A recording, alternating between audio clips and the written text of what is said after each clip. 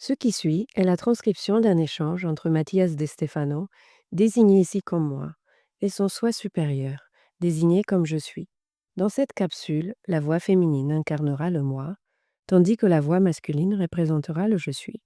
Cette conversation, intitulée Amérique du Sud, a été réalisée le 23 décembre 2020. Je pars marcher à travers la ceinture cosmique du Sud. Je foule la région, plus végétale du vent et de la lumière. Je sens en marchant toute la peau de l'Amérique sur ma peau, et dans mon sang coule un fleuve qui libère dans ma voix son débit. Soleil du haut, Pérou, visage bolivien d'étain et de solitude, Brésil vert, embrassement Chili, cuivré et minéral. Je monte du sud vers les entrailles de l'Amérique tout entière, une racine d'un cri destiné à grandir et à exploser. Toutes les voix, toutes les mains, tout le son peuvent être une chanson dans le vent. Chante avec moi, chante, frère américain, libère ton esprit d'un cri dans ta voix. Le corps de l'Amérique sur ta peau. Sur ma peau. Aujourd'hui, les professeurs m'ont rappelé cette chanson, Canción con Todos, et m'ont fait la chanter. Et un cri a dit, Noka Inca Pachacunan. Leurs voix m'ont fait ressentir toutes les ondes, du sud au nord. Je n'avais jamais autant ressenti l'Amérique du Sud en moi.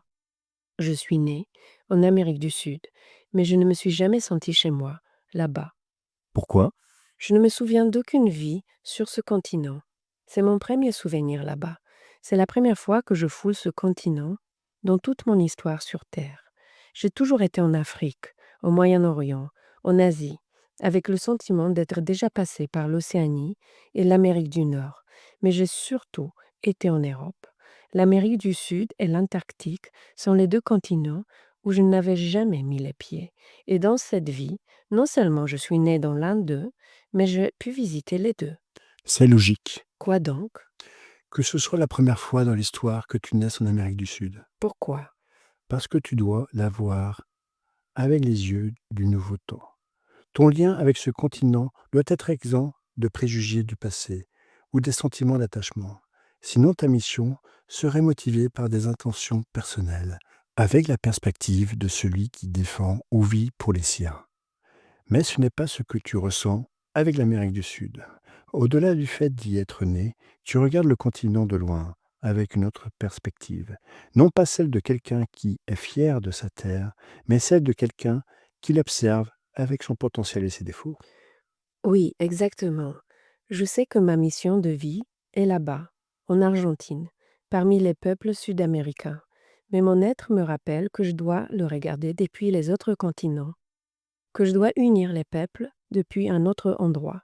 Je me suis toujours sentie un peu bizarre en pensant que j'étais presque un déserteur, comme si même en sachant que ma mission était là-bas, je choisissais de partir, de m'éloigner en ayant le sentiment que lorsque je quittais le continent, je le faisais pour rentrer chez moi plutôt que pour le quitter. L'Argentine ne m'a jamais manqué. Aucun endroit d'Amérique du Sud ne m'a jamais manqué. Et pourtant, tout mon être ressent une grande responsabilité et un grand devoir envers le continent. L'Amérique du Sud est l'une des trois puissances des Amériques. Les trois plaques tectoniques de l'Amérique du Nord, de l'Amérique centrale et de l'Amérique du Sud se déplacent comme une trinité sacrée. L'aigle, le quetzal et le condor, avec leurs trois yeux, qui reproduisent la grande constellation d'Orion du Nord au sud. Le lac Salé, Utah, le lac Cocibolca, Nicaragua, et le lac Titicaca, Bolivie-Pérou.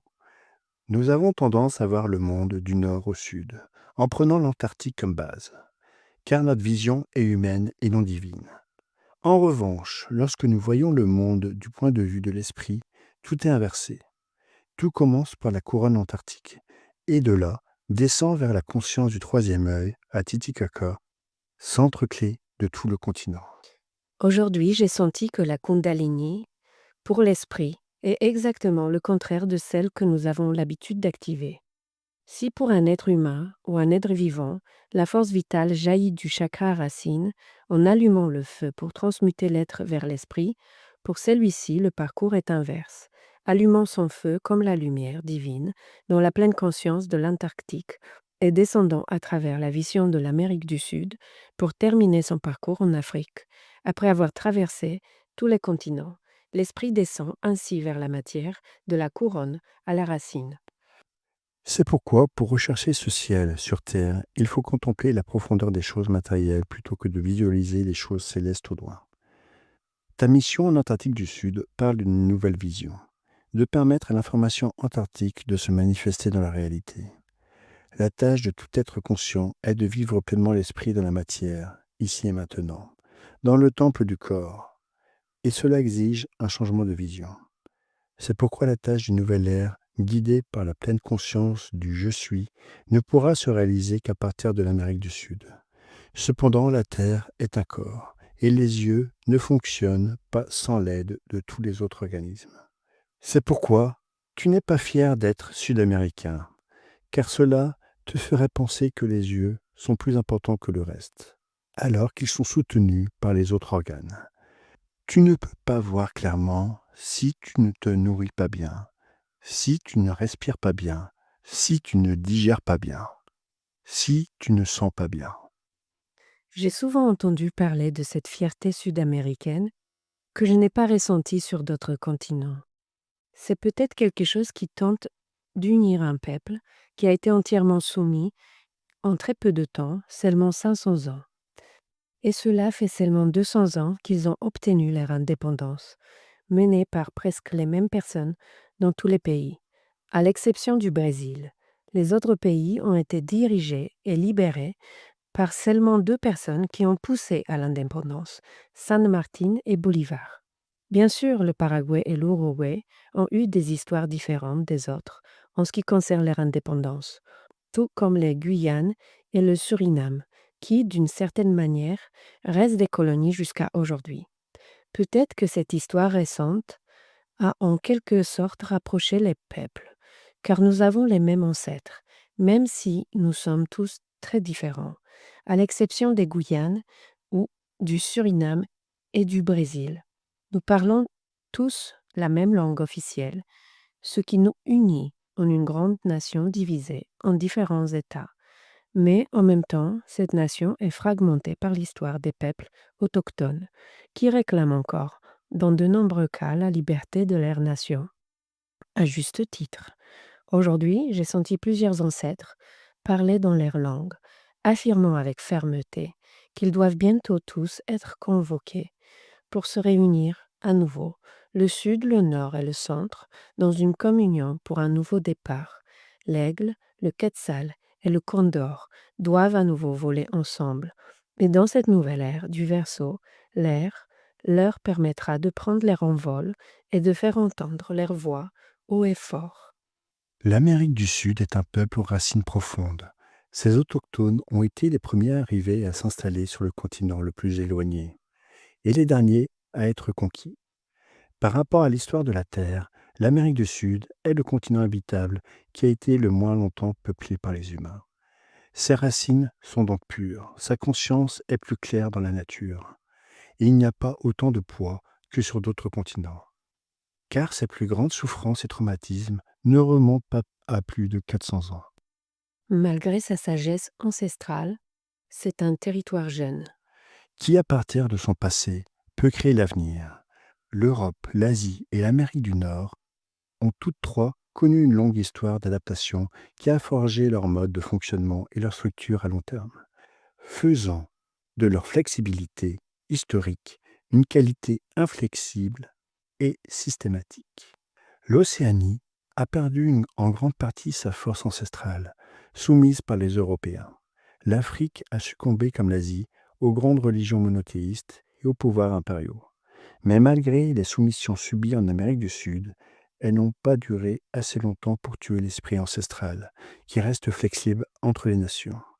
C'est pourquoi votre mission est là-bas, car en reconnaissant le pouvoir et la conscience du monde, vous devrez retourner en Amérique du Sud et unir les racines pour les connecter aux branches du grand arbre de vie. C'est là que se trouve la vision du troisième œil, l'éveil de la conscience qui renaîtra à l'ère du Verseau. Ouvrons les portes pour que l'esprit se manifeste à nouveau dans la matière. Lorsque j'ai parcouru le Chili, le Pérou, la Bolivie, l'Uruguay et l'Argentine, sur le chemin de la grande femme, en 2012, j'ai pu sentir, sur chaque place où je me suis rendue, l'unité entre les peuples qui collaboraient comme un seul pour transformer cette vision.